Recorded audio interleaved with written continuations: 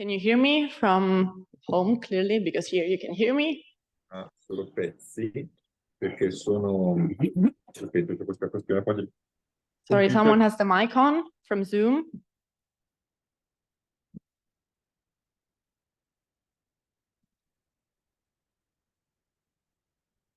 Okay, thank you.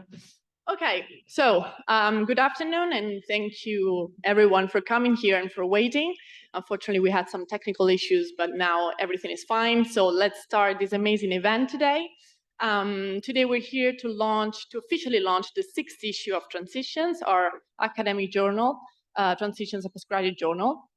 I'm Verdiana Carpinelli, and I'm part of the editorial team. And today I'll be moderating this event with Nicola, my colleague and friend here.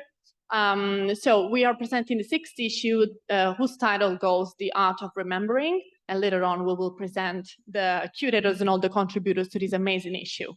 So the event will be a conversation-like meeting with all the authors that would talk about the articles. We have 6 academic writings, but unfortunately only 5 of the authors will be here with us today.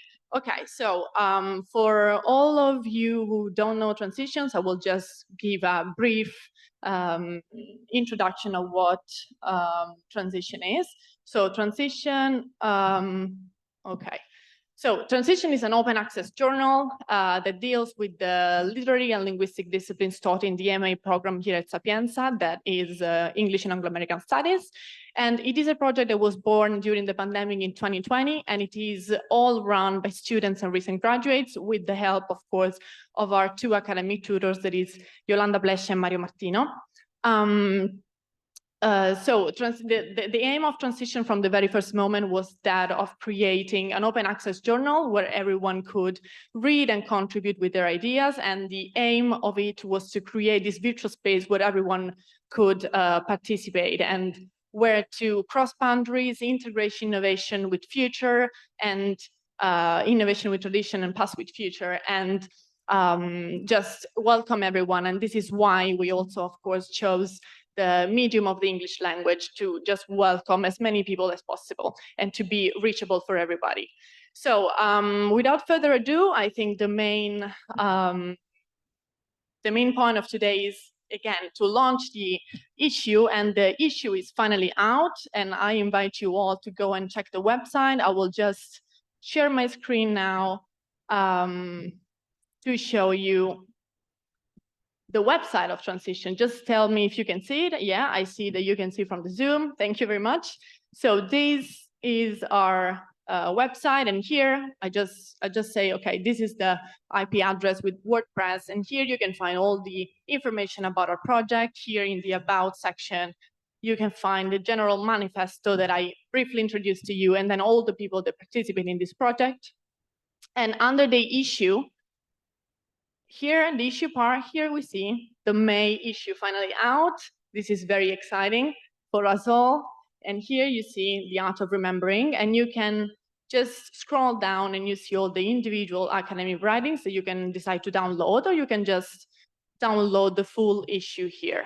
And we will open it together. So you just see the amazing, finally our baby is born, amazing, here it is. So we will just go into details now, very soon. So now I will just leave the stage to my co-moderator today, that is Nicola, and I hope you'll enjoy this event, and thank you all very much for coming here and for connecting via Zoom also. Thank you.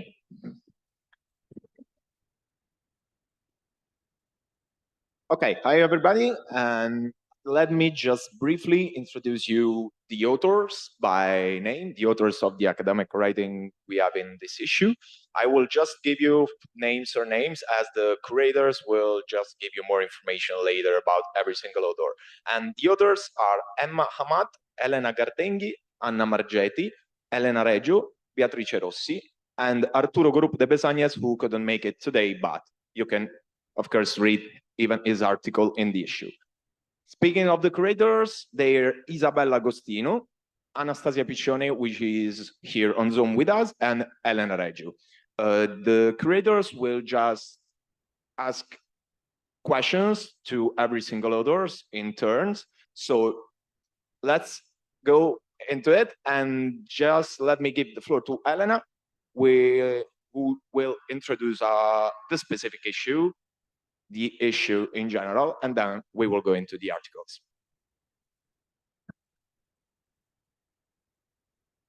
Hi, everyone. Welcome. Thank you so much for coming. This is honestly amazing. We're all really happy to be here. I am Elena Reggio. I am one of the curators for this 6th issue of Transitions, which, as you can see, is titled The Art of Remembering. We chose this title because we wanted it to stress the pivotal role that memory plays in the production of art, and also because it kind of epitomizes how remembering is an art in and of itself, because it actually fosters and nourishes the creation of art in many ways. The discourse on the use of memory is, of course, extremely variegated and rich and complex. It encompasses questions that pertain to individual versus collective identity, history, sociocultural phenomena, and even the construction of narratives at large, the ones that we deal with on a daily basis. But art, of course, has always been human beings' primary means of expression and inquiry, which is why, of course, a lot of these contributions to the discourse on memory can be found in artistic products. And this is why the main focus of this issue is just the functionings, the impact, the ramifications of memory creation as investigated through and also within art. We wanted to provide an overview of this idea that was as all-encompassing as possible. So we didn't limit ourselves to create a call for submissions that was destined for a specific academic branch. So it's not just literature, it's literally every single kind of art form. So it can be, it can range from literature to paintings to visual media to photography, literally everything. And the issue is, again, especially concerned with how memory is explored and also engaged with in art, and also how it is represented, described, conceptualized, of course, also depending on the medium that is employed. But of course, we are prominently a literary journal, so the impact of memory in literature is especially stressed even in this issue. Also because memory is, in general, especially significant, we think, in the literary landscape, not only because, of course, the very process of remembering is a crucial component of writing, whether it be fictional accounts or biographical ones, so actual ones.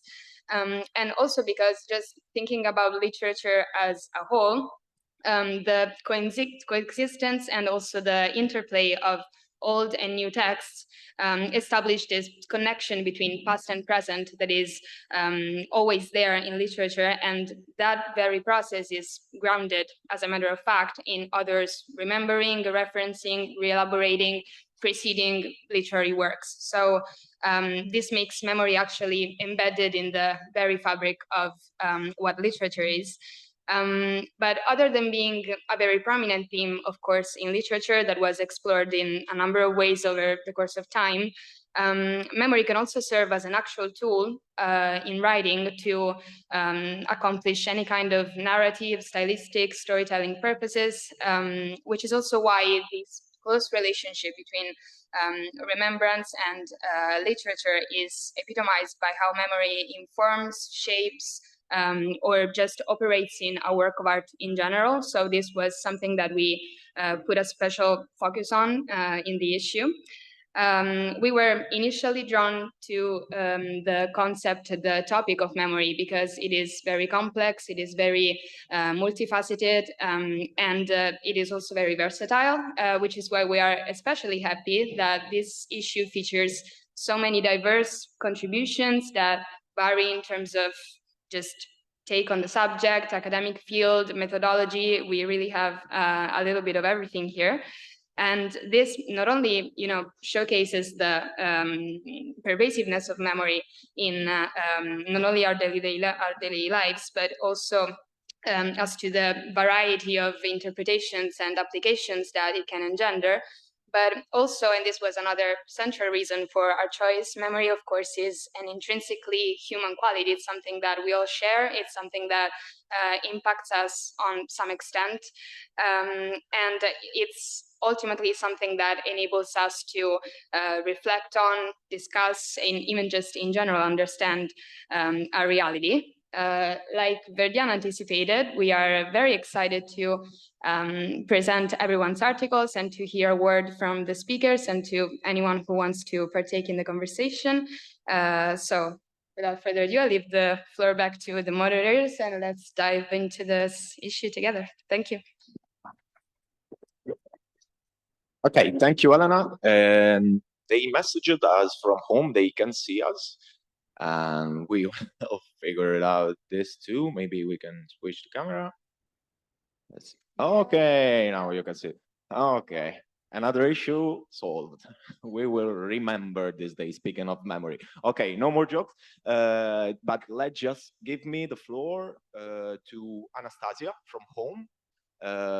She will introduce us Emma Hamad and her work in the issue. Hi, everyone. Thank you, Nicola. And so I'll introduce you to Emma. Emma Ahmad is an art historian and writer based in Dallas, Texas.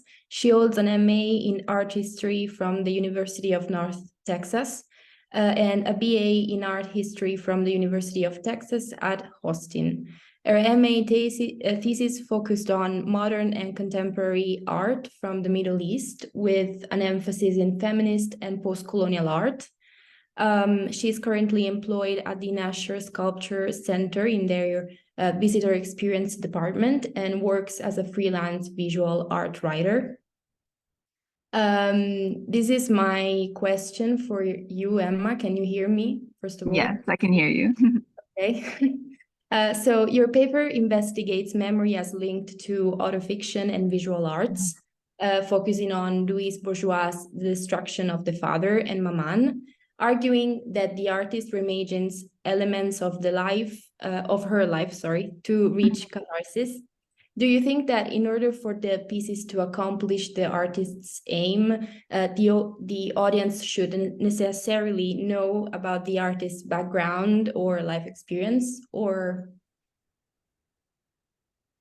Yeah, I think that's a really good question. And I feel like that's something I think about a lot because I work at a modern and contemporary sculpture museum and I work in their visitor experience department. So my whole job is like how people are interacting with and exploring the artworks. And I think one of the really fun things that we experiment with is labels and wall text, because I think that a lot of times, like when people walk into a museum, you go straight for the information before even like taking the time to really look at the artwork. And I think that's just like a cultural thing. Maybe that's like we don't have enough patience to just like sit around and slow look at a bunch of art all day. But I think people are just drawn towards like, what did the artist mean? Who is the artist? What does this mean?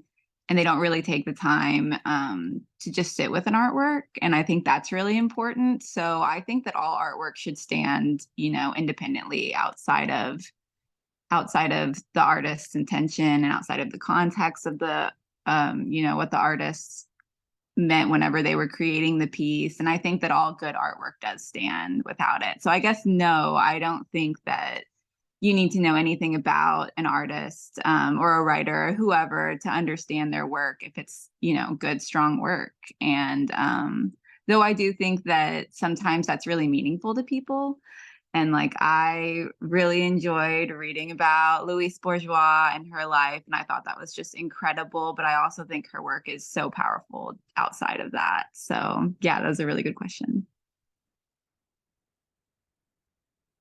Thank you a lot for your clarifications and your thoughts. Mm-hmm.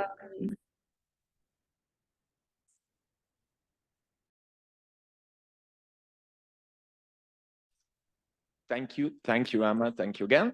And I will give you the floor again to Anastasia, who will introduce this time Elena Gardenghi and her work in the issue. So Anastasia, to you again. Thank you. So now I'm introducing Elena.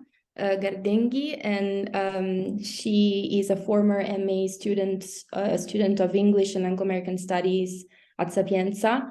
Her field of research is mostly centered on African American literature of the 20th and 21st century. And she has recently graduated with a thesis centered on the difficulties Harlem Renaissance writers faced in a reconquering Afro-American folklore in literature after the cultural appropriation done by white, British, and American writers in the 19th century. So, hi, Elena. Can you hear me? She's there. Okay. She's joining.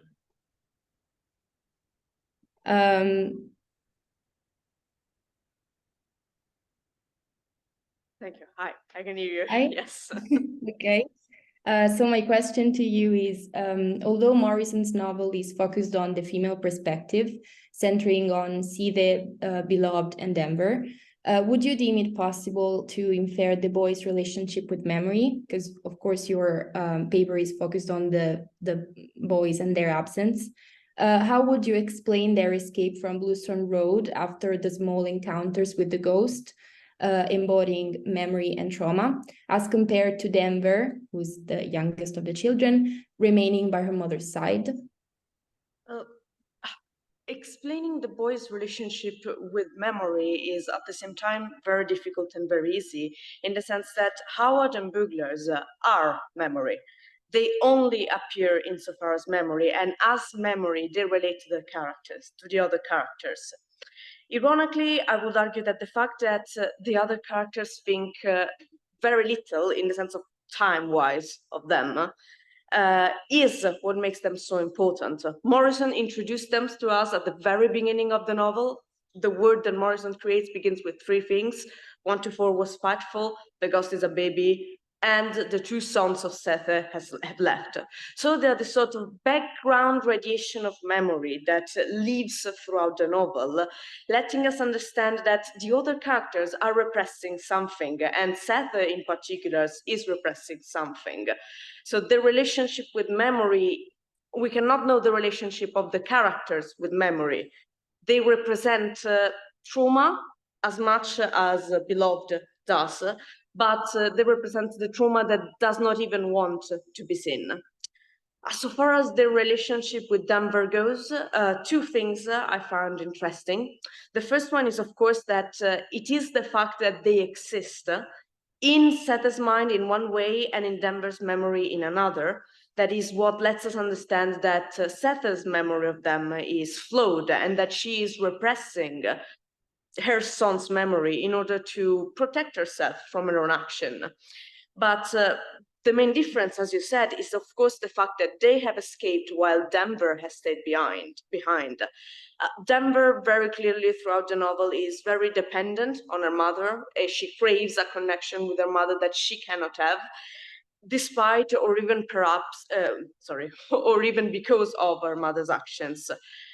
But in the end, she also lives like her brother had done, not in such a definitely and final way, because the brothers have completely left the narrative while Denver's come back.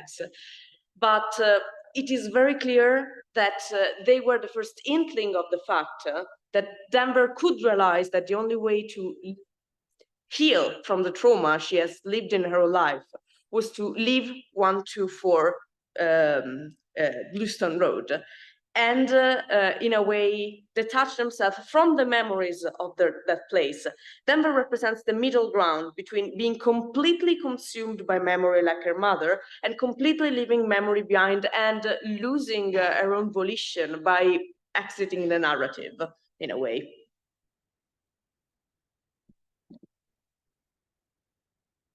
Thank you, Elena. Okay, thank you, Elena. It is very interesting also how these two articles, one after another, they investigate memory in two, we can say, completely different way, but at the same time, we can pose the same questions. It's very interesting how visual arts most of the time can express more than can imagine. Yeah, thank you. And just one more time, I will leave the floor to Anastasia, who will introduce this time Anna Margetti and her work in the issue. Thank you, Anastasia. Thank you. And I think Anna is here with us on Zoom, if I'm not I'm wrong. over here. Yeah. Hi. Hello. So Anna Margetti is an MA student in Environmental Humanities at Ca' Foscari University of Venice. She holds a BA in English Language and Literature from the National and Kapodistrian University of Athens. She's interested in highlighting issues of climate justice, bridging the gap between academic and non-academic worlds, and creating and promoting works that inspire visceral reactions. So my question for you, Anna, is, do you think there was ever a time when photojournalism aided in the construction of collective memory without necessarily further traumatizing or isolating the subjects of the photographs? If yes, why or why not? Okay, yes, I hope you can hear me, first of all. Thank you for the question. I wouldn't say so, because for a story to be newsworthy, unfortunately, in our world, it needs to picture suffering. It needs to picture something negative. I mean, of course, I mentioned in the article that we have like a shift from the non-human to the human when we talk about climate photojournalism. And obviously, even journalists themselves realize that having a non-human subject is not very impactful. So they shifted from the non-human to the human. And with that, what I'm arguing for is that there is a negative impact on the subjects themselves, since it's very traumatizing to take something local and make it global in a very, I would say, even violent way, without really realizing how deep the story goes. And just saying that, okay, I focus on Evia, my hometown and my island where I come from, and I say that we have the wildfires going on, like 2 years ago, this event. And The Guardian and other newspapers, they come and say, okay, this is a direct, let's say, this is an event that is completely linked to the climate crisis. They don't really mention anything else. And you have the front page saying, it's inevitable, unprecedented, irreversible. It's like complete fatalism, doom and gloom. There's no hope there. Which is extremely traumatizing for the subjects themselves, and obviously for the rest of us, the audience, who, I don't know, there's no, this doesn't aid anything. This is just negative, and there's no hope. Climate action is impossible. And so, yes, I would say that no, I can't really think of an instance when the impact would be positive. That's what I would say. Thank you. Thank you. I think I have another question for Anna Margetti. If guys, we have some time before we have like 10 minutes before the call ends, so I can ask the question and then, okay. So in your article, you advocate that one way for journalism to promote climate action is by embracing complexity and uncertainty, versus delivering paralyzing, rigid narratives of doom and despair, bound to reproduce what it evangelizes. In saying that, you seem to be arguing for a fluid narrative, one that is constantly challenging, drafting, and rewriting collective memory. Can you see a future in which this is possible? Well, to see a future, we need to make this possible, I would say. And I mean, I'm studying environmental humanities, so I would say this is my job, to bring hope and find hope somewhere. And I don't know, the dominant narrative right now says that there is no future. And so this is like we need a bottom-up approach, I would say. Just focus on local stories, have a deep understanding of what's going on. And when we have a very specific problem to solve, then there are solutions. And when we solve, individual problems, then the big picture will change and it will be better. But beyond that, I think that journalists, and that's what I say in the article, I use Edward Said's argument on the public intellectual and their role, and I say that first of all, to speak the truth to power, we need to listen to marginalized voices and to just give voice and just take others seriously.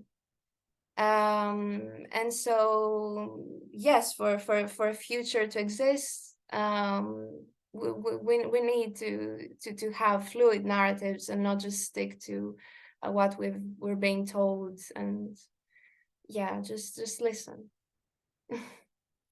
Yeah, thank you. Thank you very much.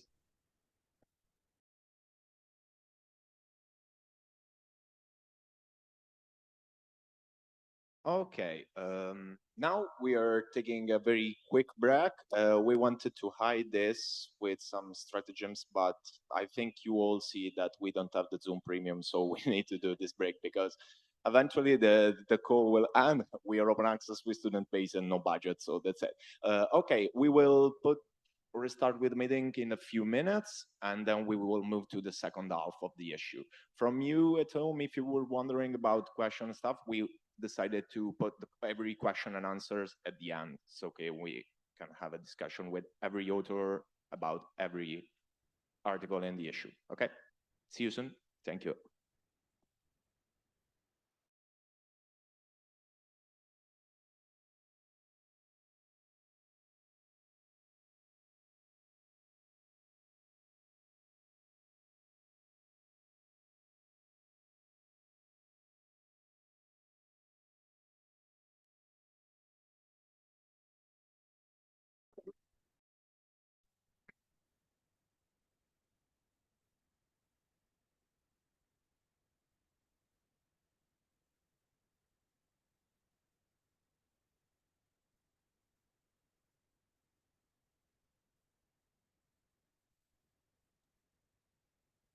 Okay, welcome back, everybody. Now we will move to the second part of the event, and we're going to introduce the other articles in the other half of the issue. So let me just give immediately the mic to Isabella, the other contributor, who's going to introduce the other article.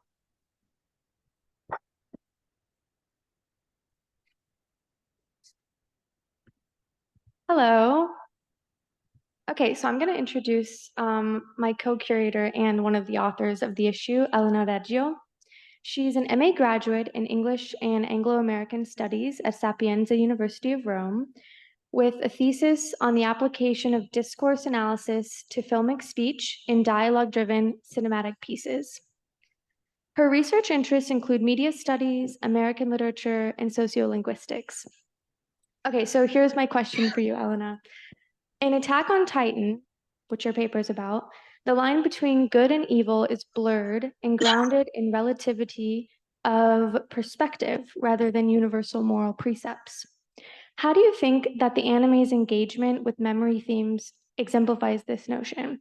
And also, how does it change the way we think about historical events, especially as for warfare and human conflicts? Thank you. Thank you, Isa. Here I am again. Hi, everybody again. Also, let me take this opportunity to give a big shout out to the whole transitions team. You guys are amazing. This project is really great. If anyone is interested in joining, please do. Having said that, I had so much fun writing this article. It gave me the chance to do a third or fourth rewatch of Attack on Titan, which I appreciated. And yeah, the show is so complex and so multi-layered that literally anything academic could be wrote about it. But the memory theme in particular, I think, was especially significant because The show is like its signature characteristic is how it subverts expectations, how it basically turns whole premises around, and it grows to become a completely different show over the course of the seasons. And the way in which memory is significant in that respect is that it deals with it on a double plane, because there are like some diegetic elements that go like really help with the unfolding of the plot. So there is a very like storytelling purpose that is achieved by memory itself, because the show is based on the fact that the characters are able to see each other's memories. And that actually becomes a central part of the over the course of the seasons, because the show is based on internal focalization. So the audience basically sees everything from the perspective of the characters. And as a result, the characters actually learn things together with the audience. And that, of course, makes memories one of the few ways that the audience and characters alike have to just learn things about this ever-changing reality. The show is, again, very dynamic in the sense that it changes perspective quite a lot. And on a thematic level, the idea of memory as something that really changes your perspective in really anything human related, but since the show deals with warfare, it deals with human conflict in general, it really makes you see how a person's memories really shape their way of seeing things, because at one point the show starts off with a very like basic post-apocalyptic scenario situation. So there is a clear distinction apparently between who is good and who is bad. And then it just changes everything through memory, because the perspective is completely shifted when the characters on the other side of the line are given the chance to make their memories visible, and the audience just gets to empathize with that side of the conflict as well.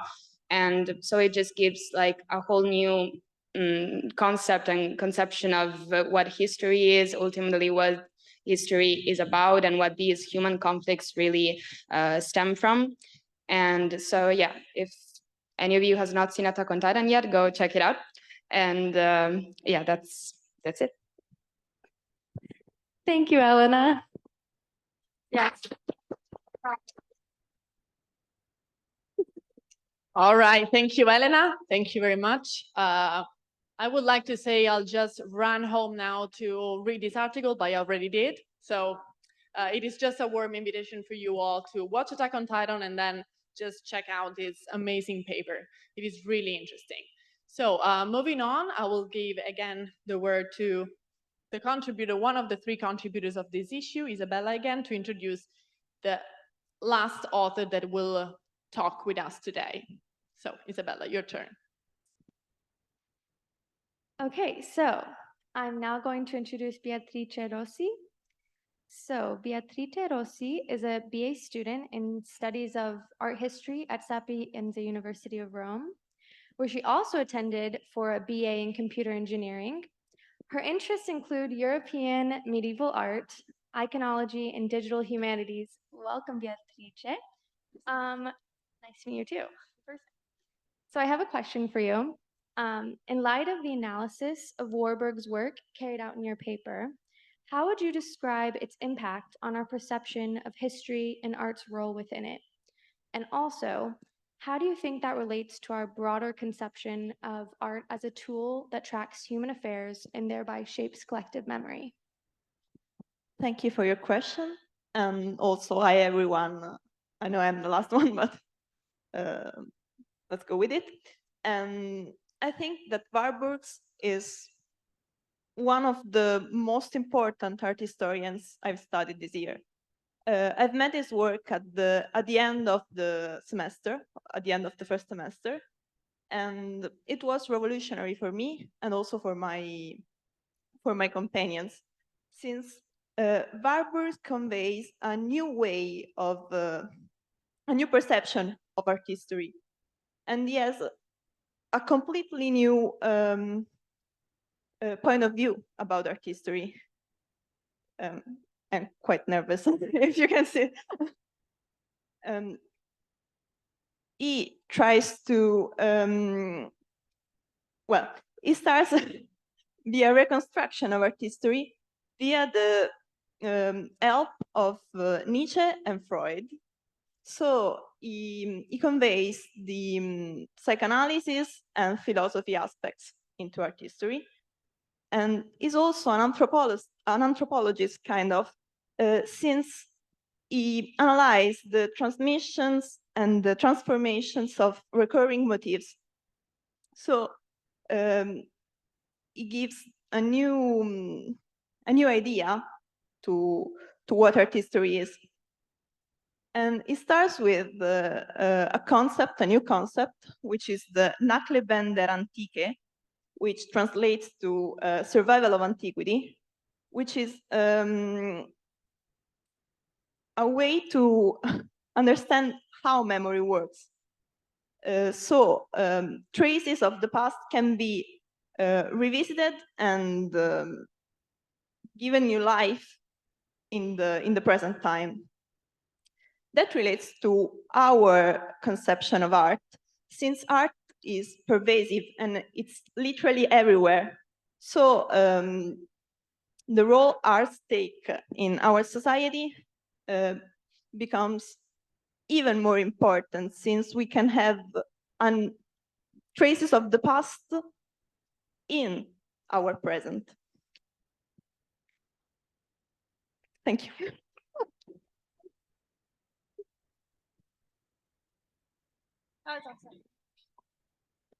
Thank you so much. That was really insightful, Beatrice. Yeah, so I guess now we have a Q&A. If anyone has any questions to ask our lovely authors, or if you have a question as an author to ask the editors or anyone at Transitions, that too. Cool. All right. In that case, oh, here, I'm gonna let you come in. Okay. I was just going to read something to you guys without all this static from the foreword. So hopefully you guys can get to that on your own. But I mean, thank you to everyone at Transitions, and thank you so much to our authors. It's been a real pleasure working with each one of you. And yeah, to everyone at Transitions, it's been amazing. So I'm just going to read the end of the foreword to kind of close up the event.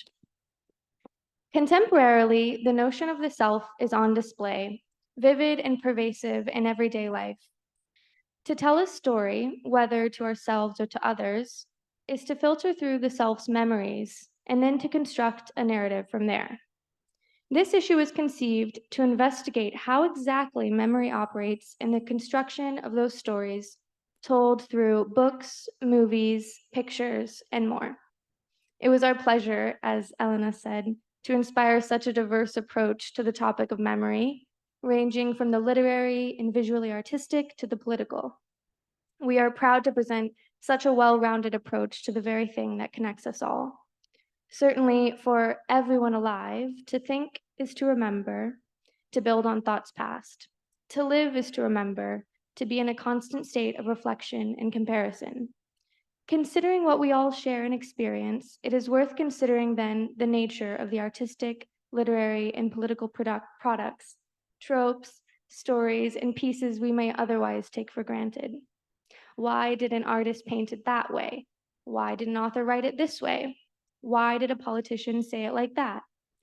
These are the questions one often asks. And so we are super proud for this launch to release an issue as interdisciplinary as this one, with a collection of words and ideas that dig into the very matter that make us human.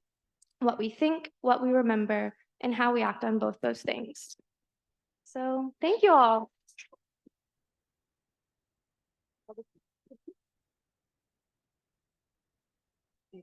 Yeah.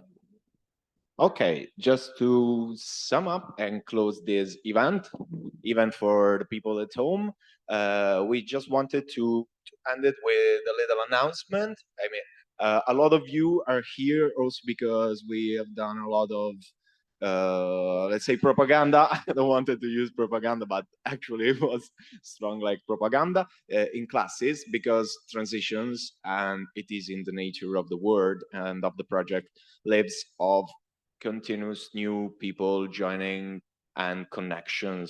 I mean, connection, I think it's a very strong word that also came out from this issue, connection between text and images, visual arts, and memories, which are made of words, which are made of images, but everything, it's a connection. So our announcement is that Transitions is seeking for new members. There are a lot of open calls for different positions inside the journal.